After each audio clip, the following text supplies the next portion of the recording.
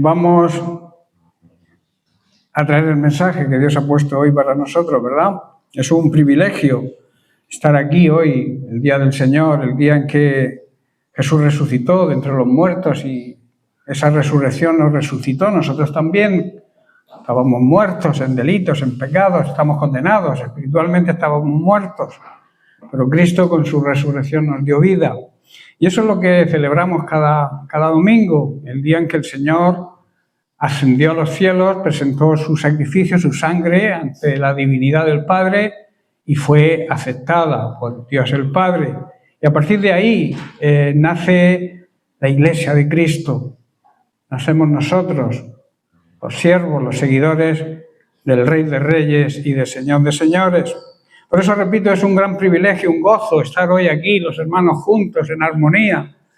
Es un gozo disfrutar de la familia de Dios. Si tú no disfrutas con tu familia, ¿con quién vas a disfrutar?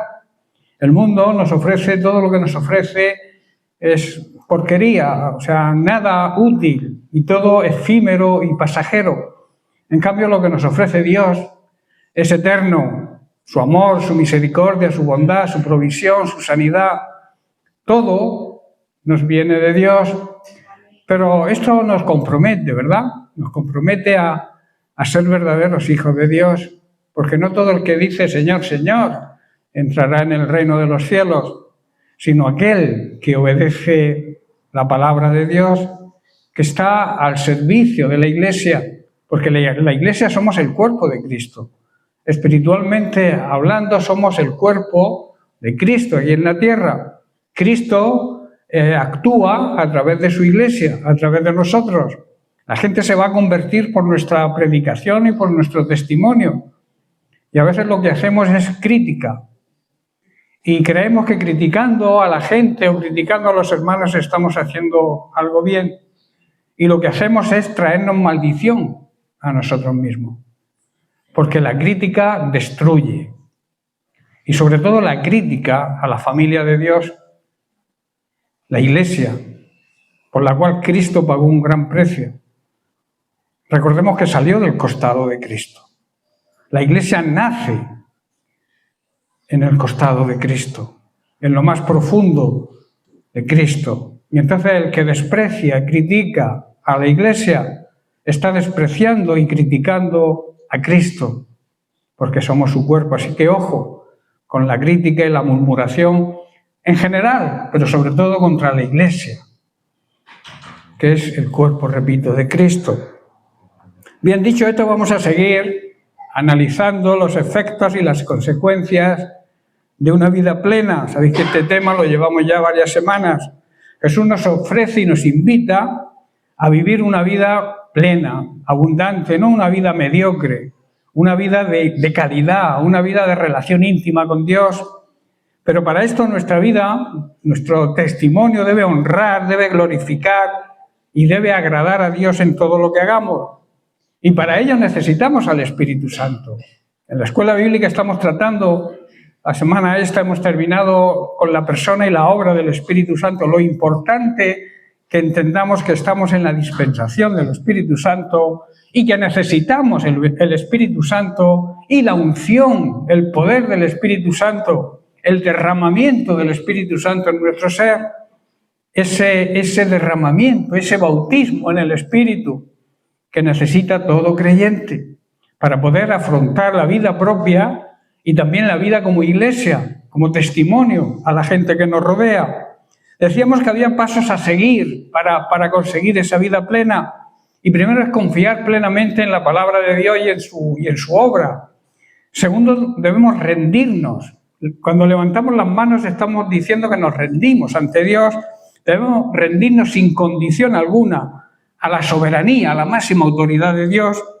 Y también debemos apropiarnos de los beneficios divinos de ser hijos de Dios. Tenemos unos privilegios divinos al pertenecer a la familia de Dios. Y esos privilegios nos corresponden si somos verdaderos hijos de Dios. Estudiamos sobre la ira de Dios para este tiempo presente que sufren todos aquellos que viven en maldad, que hacen maldades, que viven en pecado. También presente y futura, la ira futura de Dios en el juicio eterno. El pecado es una esclavitud que nos condena al juicio de Dios. Tenemos dos caminos a seguir. El primero es el camino del juicio. El juicio que será con fuego consumidor. Decía Pablo que la segunda venida de Cristo no va a venir como la primera. Va a venir como juez, como autoridad, para juzgar a los malvados, a los que no se han arrepentido, a los que, a pesar de escuchar la palabra de Dios, a pesar de saber cómo hay que actuar, siguen en sus pecados. Dios ha preparado un tiempo, también decíamos específico, Pablo lo llama el tiempo aceptable, y decíamos y estudiamos que el día de salvación, el día aceptable es hoy y es ahora, porque mañana quizás sea tarde. Debemos saber que cuando clamamos a Dios de forma sincera y verdadera, Dios nos oye y nos socorre y nos concede aquello que necesitamos. En Gálatas capítulo 3, verso 13, dice Pablo que Cristo nos redimió de la maldición de la ley, porque según la ley era maldito todo aquel que moría en una cruz, en un madero. En este versículo encontramos tres grandes verdades. La condición del ser humano antes de arrepentirse, que es bajo maldición por culpa del pecado. Luego tenemos la obra de Cristo, la redención, el pago mediante una sustitución. Él murió en nuestro lugar. Y luego el resultado para nosotros de esa redención, que es libertad y bendición y justificación, porque fuimos justificados por Cristo. Cristo nos declaró inocentes y por eso el juicio, nuestro juicio, ya fue emitido en la cruz. La sentencia que teníamos que pagar nosotros la pagó Cristo en nuestro lugar. O sea que Cristo asumió las consecuencias de nuestro pecado y por eso nosotros estamos libres de la ira venidera y del juicio eterno. Y yo pregunto, y hacíamos la siguiente pregunta: ¿somos conscientes de lo que Cristo realmente hizo por nosotros? ¿Amamos la santidad y la vivimos? La siguiente pregunta, que es como vamos a comenzar hoy: ¿estamos descansando en su obra o intentando agradar a Dios según nuestros méritos o por nuestros méritos, por nuestras, digamos, buenas obras? Recuerda que la salvación no es por obras, es por fe en aquel que hizo la obra redentora, que es Cristo solamente. Solamente somos salvos por la fe en Cristo. Así lo expresa Pablo en Efesios capítulo 2, versículos 8 y 10. Dice así: porque por gracia es regalo, don de Dios, sois salvos por medio de la fe. Y esto no es cosa vuestra, no es de vosotros, pues es don de Dios, es regalo de Dios. Y el verso 9, el verso clave: no por obras, para que nadie se gloríe, porque somos hechura suya, creados en Cristo Jesús para buenas obras, las cuales Dios preparó de antemano para que anduviésemos en ellas. Dios nos salva por su gracia cuando creemos y no tenemos ningún mérito en eso. No es mérito nuestro, es un regalo que nos hace Dios como consecuencia de nuestra fe. La salvación, digamos que no es un premio por las cosas buenas que hacemos o que hagamos en un futuro. Así que ninguno de nosotros puede vanagloriarse de ser salvo, porque, repito, es algo que nos concede Dios por gracia y debido a nuestra fe. Sin fe no tenemos el regalo. Somos la obra maestra de Dios. Somos la niña de sus ojos. Somos la obra suprema de su creación. Él nos creó de nuevo en Cristo Jesús, además, cuando estábamos muertos, con el propósito que hagamos las cosas buenas que ya Él preparó tiempo atrás. Las buenas obras hay que hacerlas, están ahí para que las hagamos. Pero no te vas a salvar haciendo buenas obras, como hay religiones que lo afirman. Las obras son consecuencia de la salvación. Tú, en agradecimiento a Dios que te regala la salvación, tus obras son buenas. Si tus obras siguen siendo malas es porque realmente no has experimentado la salvación. No eres salvo, no has nacido de nuevo. Si tus obras son malas. El mensaje central y digamos la esencia del Evangelio es que Cristo nos redimió, compró nuestra nueva identidad. Antes éramos de otro padre. Ya se lo decía Jesús a los fariseos y a los escribas: vosotros sois de vuestro padre el diablo, porque queréis hacer las cosas que hace el diablo. Antes le pertenecíamos nosotros también al diablo, éramos hijos del diablo. Pero gracias a Cristo cambió nuestra identidad, cambió nuestro dueño y ahora le pertenecemos a Cristo. Amén.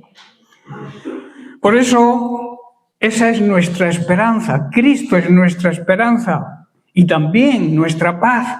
Esa paz interior de sentirnos perdonados por Él. Esa paz que perdura aún en medio de los problemas y las circunstancias difíciles. Entonces yo pregunto, si Él fue hecho maldición por nosotros, ¿no le daremos en agradecimiento nuestra vida entera a aquel que lo dio todo por nosotros? La pregunta que deberíamos hacernos todo creyente. ¿Se merece Cristo que le entreguemos toda nuestra vida, puesto que Él la dio en excelencia y por completo por nosotros? Pablo en Primera de Tesalonicenses capítulo 1, verso 10 nos habla de la esperanza de todo creyente que sigue, sirve y obedece a Dios. Dice así: y esperar de los cielos a su Hijo, habla de la segunda venida, al cual Dios resucitó de los muertos.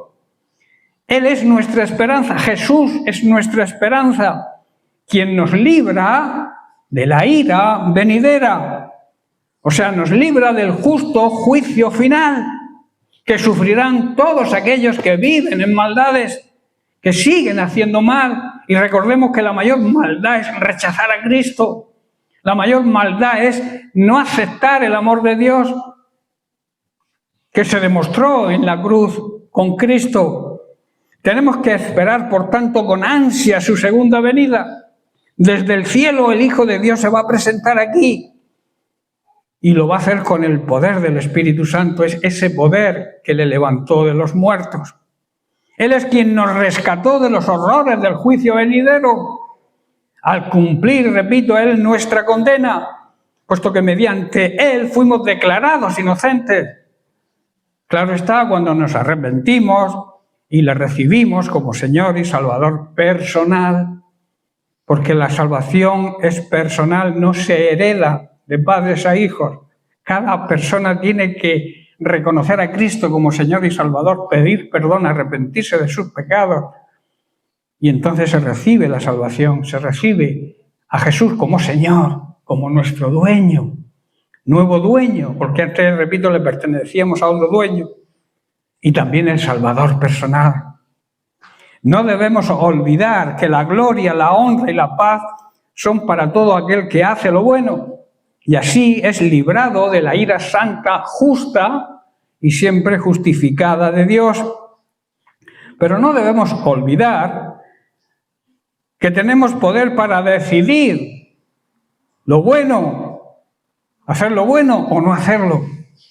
Nosotros decidimos, puesto que tenemos lo que se llama libre albedrío. Yo me gustaría tocar este tema de una forma, digamos, firme, con la convicción y la seguridad que nos da la palabra de Dios y con la revelación, claro está, del Espíritu Santo. Por eso tenéis que centraros, estar atentos, no distraeros, centraros en la administración del Espíritu Santo para que podamos entender. Aunque la frase libre albedrío no aparece en la Biblia, muchos diréis, es que eso no está en la Biblia. Tampoco está la palabra Trinidad. Y nosotros creemos firmemente en un Dios trino, ¿verdad? 3 personas, pero un solo Dios. El libre albedrío es la libertad que tenemos de decidir por nuestra propia voluntad, y eso es algo que Dios nos ha concedido. Ahora bien, escuchar bien, la voluntad de Dios es que decidamos hacer lo que Él nos dice. Lo bueno no nos capacita para hacer lo malo, nos da capacitación para hacer lo bueno. Pero nos deja libre libertad para no hacerlo. ¿Estáis entendiendo? Es esa capacidad que Dios nos dio para escoger entre el bien y el mal, entre la obediencia a Dios y la rebelión contra Dios. Que la rebelión contra Dios es toda desobediencia. En Génesis, desde el principio en el huerto del Edén, Dios colocó al ser humano frente a una elección, ante una decisión que debía tomar. Lo vemos en Génesis 2, versos 16 y 17. Y mandó Dios al hombre diciendo: de todo árbol del huerto podrás comer, mas del árbol del conocimiento del bien y del mal no comerás. Ahí está, digamos, el libre albedrío o la libre voluntad, como queramos llamarlo. Dios no creó robots. Él no nos hizo robots. Nos da la capacidad de obedecer o desobedecer, con las consecuencias que trae una cosa y la otra. Adán y Eva tomaron una mala decisión, eligieron mal y sufrieron las consecuencias, y nosotros con ellas, ¿verdad? Porque todos nacemos con el instinto a la rebeldía, todos nacemos con la iniquidad en nuestro corazón, heredada precisamente del Edén, de nuestros primeros padres, Adán y Eva. Nacemos todos con la tendencia a la desobediencia. Y eso lo podemos ver en un niño pequeño de 1 año, que tú le digas: niño, no toques eso. Y basta con que mires hacia otro lado cuando el niño va y lo toca. ¿Por qué el niño que no tiene conocimiento hace eso? Porque nuestra naturaleza, nacemos con la tendencia a la desobediencia. ¿Estoy comprendiendo? El libre albedrío o la libre libertad no significa que Dios haya fallado. Es que el hombre toma malas decisiones, decide mal. La libre voluntad es prueba del amor de Dios. El amor verdadero no se impone, el amor verdadero se elige. Dios quiere que la amemos por decisión y no por obligación. En Deuteronomio capítulo 30, verso 19, Dios le dice a su pueblo, al pueblo de Israel, pero a su pueblo hoy, a su iglesia: a los cielos y a la tierra llamo, o sea, pongo por testigos hoy contra vosotros, que os he puesto delante la vida y la muerte, la bendición y la maldición. Escoge, decide, pues, nos aconseja, es su voluntad, la vida para que vivas, pero no solamente tú y tu descendencia. Tu decisión va a afectar tu descendencia, tus hijos, tus nietos, bisnietos. Se entiende que Dios no da la libertad al ser humano de elegir lo malo, sino la capacidad para elegir lo bueno. Esa es su voluntad. Dios creó a los seres humanos con inteligencia, criterio, raciocinio, conciencia y voluntad para obedecer sus mandamientos y hacer lo que es correcto. Dios nos ha capacitado para eso. Y tenemos al Espíritu Santo, que es quien nos capacita. Si elegimos hacer lo malo, Dios lo considera una rebeldía contra su voluntad. Y que, por supuesto, nos traerá consecuencias. Aquí y después. Por lo tanto, el libre albedrío se entiende como la libertad de decidir por hacer el bien o hacer el mal, sabiendo que su mandamiento, el mandamiento de Dios y su voluntad, es que elijamos hacer el bien. Yo suelo poner siempre un ejemplo práctico y sencillo. Un semáforo te prohíbe pasar, pero no te lo impide, ¿verdad? Tú puedes pasar si quieres, pero te tienes que atener a las consecuencias. No solamente la multa si te ve el guardia o el policía, sino porque te la puedes pegar contra otro, ¿verdad? Dios nos advierte contra la rebeldía, pero no nos impide ser rebeldes. Eso sí, nos muestra las consecuencias: bendición o maldición, vida eterna o condenación eterna. Pero somos nosotros quienes decidimos, porque Dios no envía a nadie al infierno. Nos vamos nosotros voluntariamente, por nuestra tozudez y por mantenernos en el pecado que nos condena. ¿Amén? ¿Amén? ¿Amén? Que oigo pocos amén. En 1 Corintios capítulo 10, verso 13, Pablo nos dice, porque no podemos decir que no puedo decidir hacer el bien. No puedes decir eso. Porque Pablo dice que con la tentación Dios siempre da la salida. Si tú eres tentado a pecar, Dios te va a dar la salida. Pero tienes que tomar la salida. Si tú no atraviesas la puerta, no entras. ¿Verdad? Cuando somos tentados, Dios siempre nos abre una puerta de salida. Pero somos nosotros quienes la atravesamos. ¿Estáis comprendiendo? Esto quiere decir que si decides vivir en pecado, es porque te da la gana. Porque has elegido hacerlo. No porque no pudiste evitarlo. Eso es libre albedrío o libertad de decidir. Así que no pongamos excusas. No pongamos excusas, porque la excusa es un pretexto para no hacer lo que debemos hacer, que es abandonar el pecado en este caso. Y quiero hablar de la puerta angosta, porque Dios ha puesto delante de nosotros el camino estrecho y el camino ancho. Y Jesús dijo, entrad, como un mandamiento, por la puerta angosta, por la puerta estrecha. Pero nosotros decidimos el camino a seguir. La puerta angosta habla de un llamado urgente al arrepentimiento y a la salvación, con un enfoque profundo en la santidad de Dios y nuestra responsabilidad y obligación de vivir en santidad también.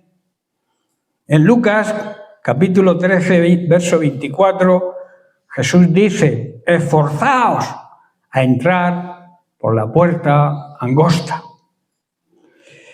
Entrar y caminar por la puerta estrecha, por la puerta angosta, requiere un esfuerzo por nuestra parte. Pero es un esfuerzo que merece la pena, porque es un esfuerzo que nos salva de la condenación eterna. Ese esfuerzo merece la pena, hermanos. El mandato del Salvador es esforzaos. Cristo no está haciendo, digamos, una sugerencia, está dando un mandato y lo hace con autoridad divina. Esforzaos. Esto no es una acción pasiva, no es una actitud, digamos, religiosa, no es liturgia, no es un sentimiento, digamos, de simpatía hacia lo espiritual. Es una lucha, es una urgencia, una determinación que brota del alma que ha sido despertada por el Espíritu Santo.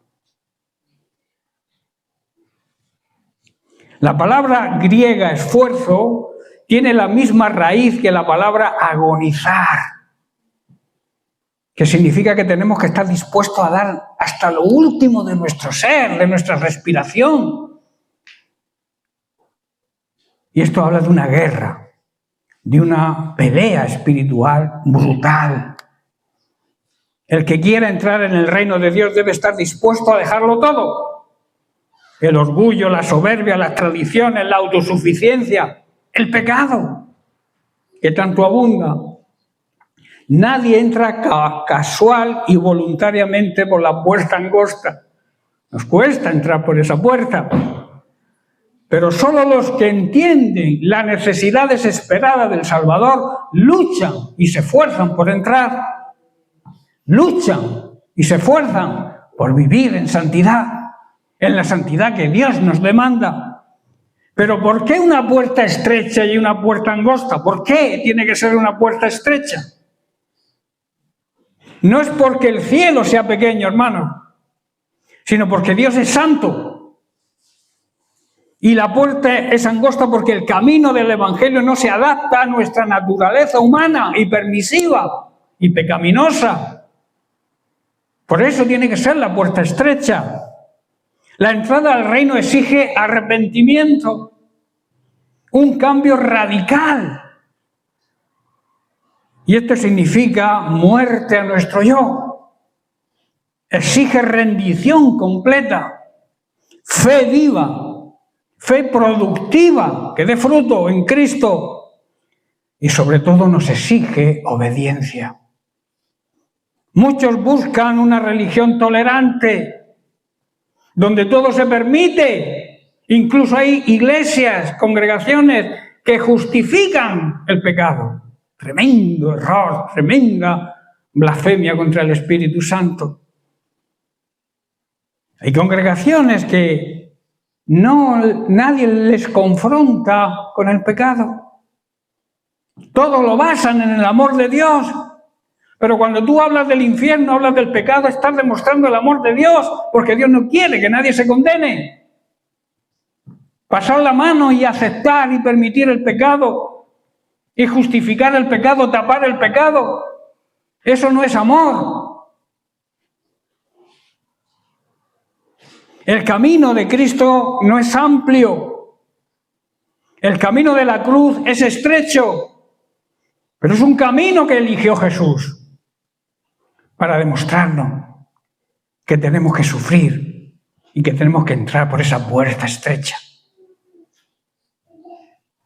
Es un camino de humildad, hermanos, de servicio, de reconocimiento a la obra de Dios y también de reconocer nuestra dependencia de Él, que a veces creemos que lo sabemos todo. Y la humildad es reconocer que puede ser que alguien te enseñe, aunque lleve poco tiempo en el Señor, te enseñe algo nuevo. Eso es humildad, reconocer tus debilidades y reconocer que dependemos de Dios. Es un camino doloroso para nuestra carne. Instintos pecaminosos de nuestra carne. Pero, hermanos, es el único que lleva a la vida eterna. No hay otra opción, no hay otra puerta, no hay otro camino. Las puertas siempre conducen a un lugar. Y ese lugar es la vida eterna. Y para eso tienes que entrar por la puerta estrecha.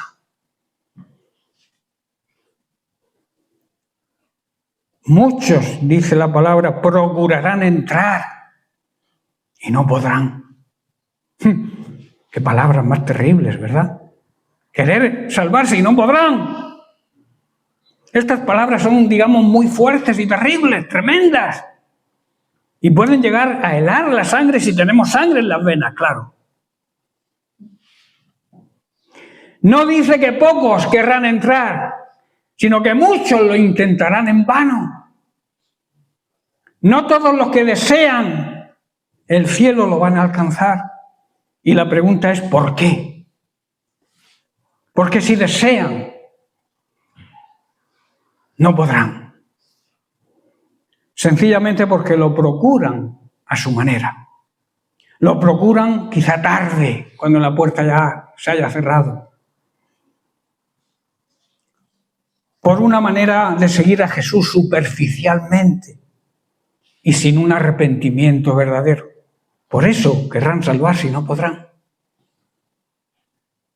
Hay quienes se acercan a Cristo buscando alivio, quizá buscando justificación, pero no quieren dejar el pecado. Esos son los que querrán salvarse y no podrán. Hay quienes aman la idea del cielo, pero no aman al Señor del cielo. Y para demostrar el amor al Señor del cielo hay que obedecerlo. Son como las vírgenes insensatas.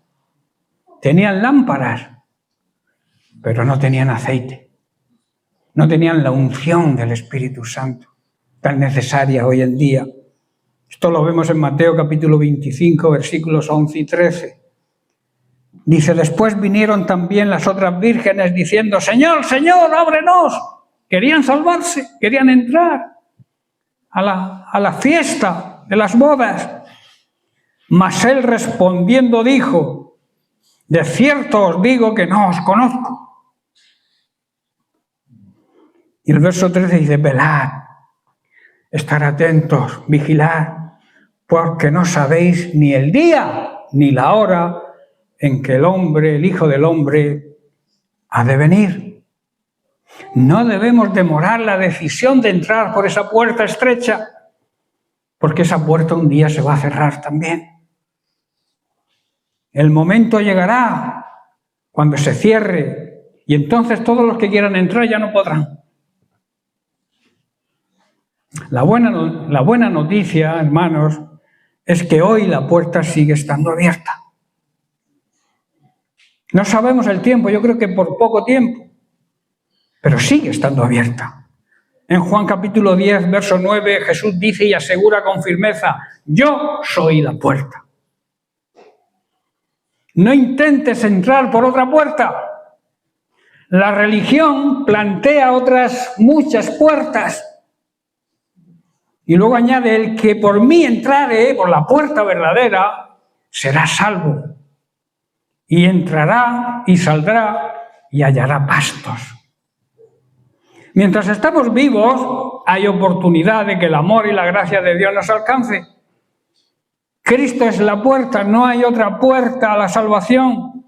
Y todavía hoy esa puerta, aunque estrecha y difícil, está abierta.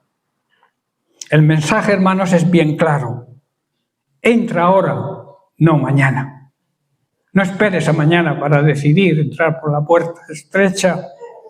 No cuando lo sientas, no se trata de sentimientos, sino de tomar decisiones. No cuando termines, digamos, tus planes terrenales y humanos, es ahora. Porque vendrá el día, y nadie sabe cuándo, en que la puerta se cerrará. Y muchos llamarán golpeándola, pero escucharán la voz más terrible que se pueda escuchar de Dios. No os conozco. Apartaos de mí, hacedores de maldad. Tremendas palabras de Dios, ¿verdad? Y Dios es amor. ¿Por qué si Dios es amor nos habla así? Porque nos ama, precisamente, para que no nos condenemos, para que decidamos entrar por la puerta estrecha. ¿Estás luchando, te estás esforzando por entrar por esa puerta? Pregunta número 1. ¿O estás simplemente cerca de la puerta, mirando y retardando tu decisión y entretenido con lo que nos ofrece este mundo, que al final todo va a perecer? 2 preguntas que deberíamos aplicarnos. Cristo te está llamando y no lo hace con palabras suaves, sino con una voz de urgencia. Esfuérzate. Entra, ven.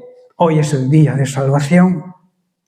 Este llamado no es solo para las personas incrédulas, que a veces podemos pensar, no, esto no es para mí. Es también para la iglesia que anda entretenida con las cosas efímeras que ofrece este mundo. Con aquellos cristianos tibios que Dios vomitará de su boca porque andan con un pie en la iglesia y otro pie en el mundo. Estas palabras no son solamente para las personas incrédulas, son para la iglesia contemporánea que vive en esa actitud de frialdad, de tibieza. Están cerca de la puerta porque escuchan los mensajes, escuchan la voz de Dios, están cerca de lo que Dios dice, pero sin decidirse, sin esforzarse por entrar.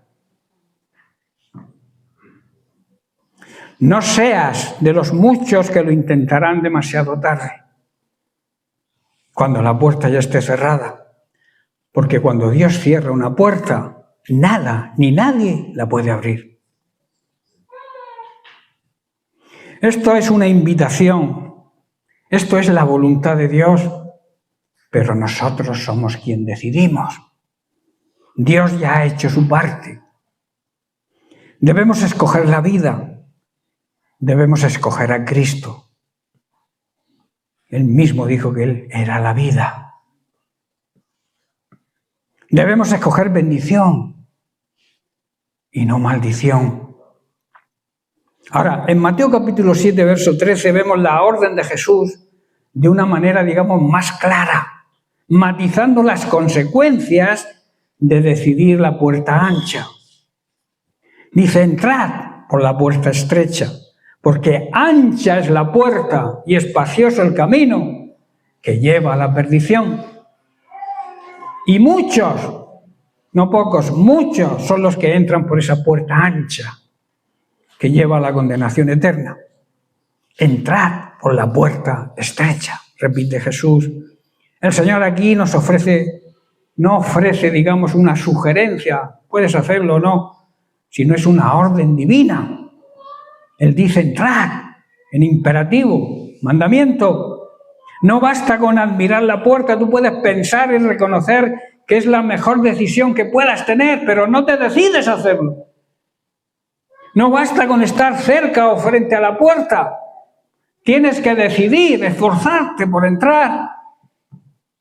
Se requiere una acción decidida. La salvación no es para los indiferentes o indecisos, sino para los que obedecen el llamado urgente de Cristo. La puerta estrecha simboliza la entrada al reino de los cielos, al reino de Dios. Una puerta humilde, desprovista de los honores y placeres que nos ofrece el sistema mundano en que vivimos. Es estrecha porque implica arrepentimiento verdadero, fe sincera y un abandono total y radical del pecado. Y eso cuesta. La puerta estrecha no es para aquellos que deseen seguir sus propios ídolos, sea del tipo que sea, sus propios criterios o su amor al mundo.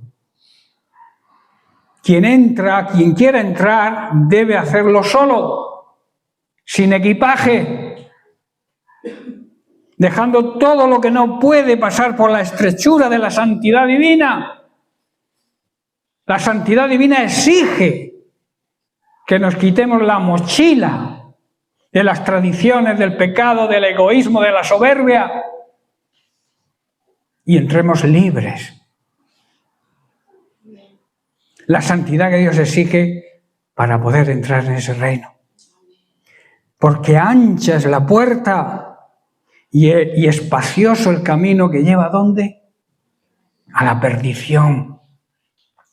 El contraste es bien claro.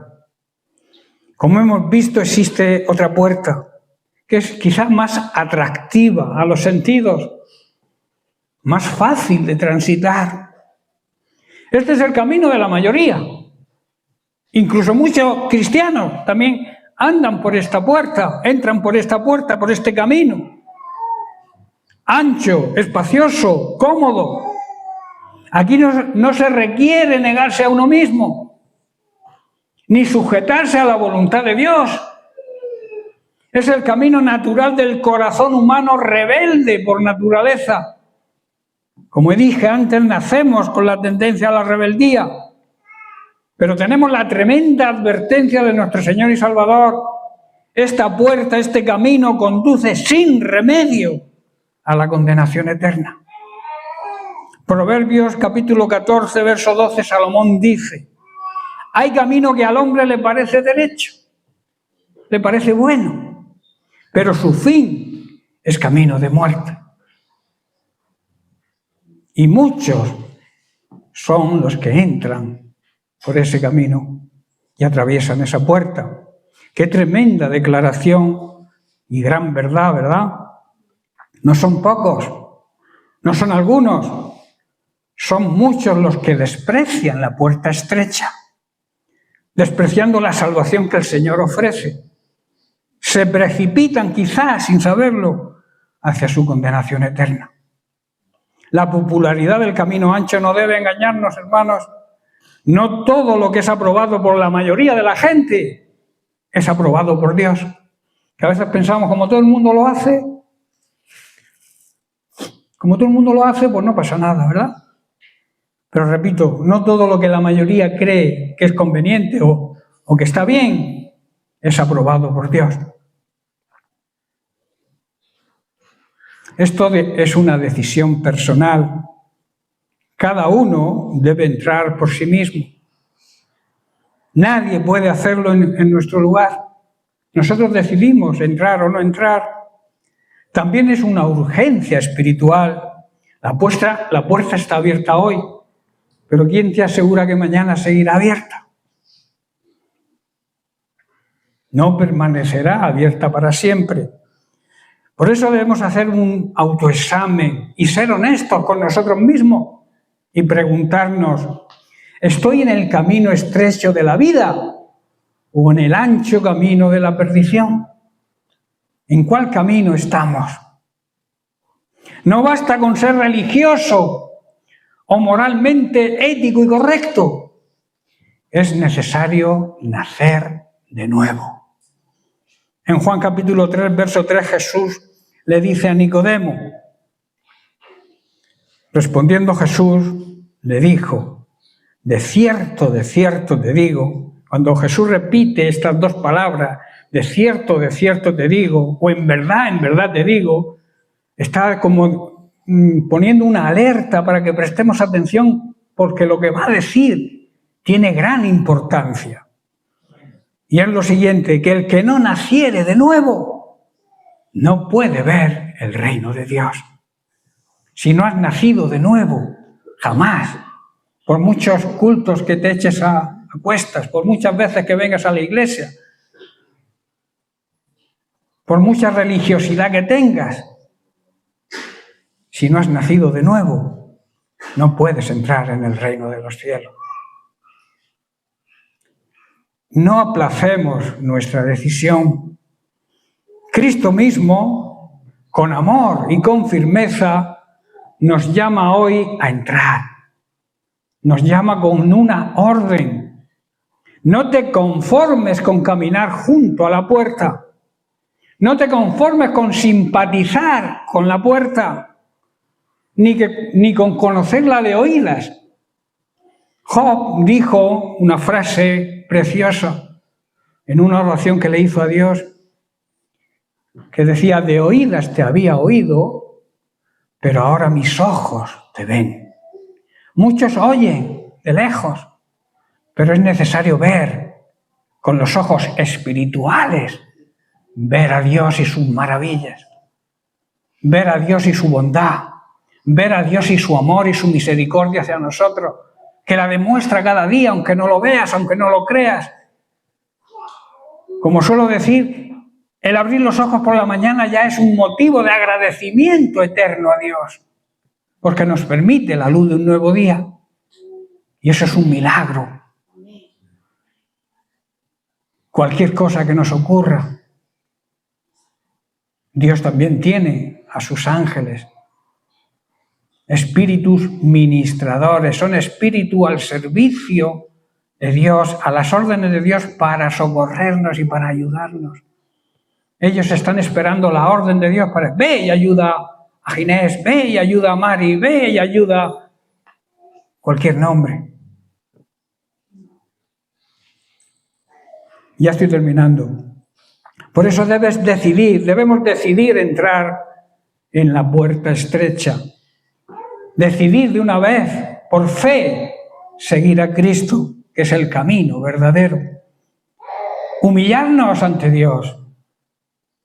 Humillarnos, como dije, es reconocer nuestras debilidades y nuestra dependencia de Dios y reconocer también que no lo sabemos todo. Debemos confesar, reconocer, porque para que un problema se solucione, yo tengo que reconocer que existe el problema. Si no, difícilmente se va a resolver. Si tú no aceptas, si tú no reconoces que vives en pecado, jamás vas a salir del pecado. Por eso es un acto de reconocimiento primero, reconocer, confesar nuestro pecado, pero no a ningún hombre. A Dios, reconocerle a Dios, Señor, soy pecador y quiero dejar el pecado. Y Dios te va a capacitar porque cuando Pablo dijo, todo lo puedo en Cristo que me fortalece, porque sabía que Dios le capacitaba también para vencer el pecado. Si tú necesitas ese esfuerzo, di lo que dijo Pablo, todo lo puedo en Cristo que me fortalece. Y voy a vencer el pecado porque tengo las fuerzas que me capacitan para hacerlo. No tienes excusa. Estás capacitado por Dios y por el Espíritu Santo si has nacido de nuevo para dejar de pecar. Como he dicho, estoy terminando. Recuerda, y te dejo con esto, el camino espacioso es, digamos, agradable ahora, pero su fin es la muerte espiritual, la condenación eterna. El camino estrecho es difícil ahora, pero su fin es gloria eterna en Cristo Jesús. Por eso debemos escoger la vida. Debemos escoger a Cristo, que es la vida. Yo he venido para daros vida. Mi propia vida quiero daros. Una vida plena, una vida abundante, un anticipo de la vida eterna. Aquí he venido ahora para que tengáis vida. Por eso debes escoger la vida. Debemos escoger la bendición que nos produce la salvación y no la maldición que nos produce el pecado y la consecuencia, que es la vida eterna. Bien, pues lo vamos a dejar aquí y la semana que viene vamos a estudiar un tema de suma importancia, que quiero que presten mucha atención, porque por ahí se escucha, se dice, se habla de que no hace falta reunirse, que no necesitamos reunirnos, que podemos seguir a Cristo desde casa. Eso es una falacia, eso es una gran mentira. Una de las condiciones y mandamientos de Dios para poder vivir la vida plena y abundante que Dios desea que vivamos es la obligación de congregarnos. Pero lo vamos a desarrollar profundamente la semana que viene. Que Dios les bendiga. Amén.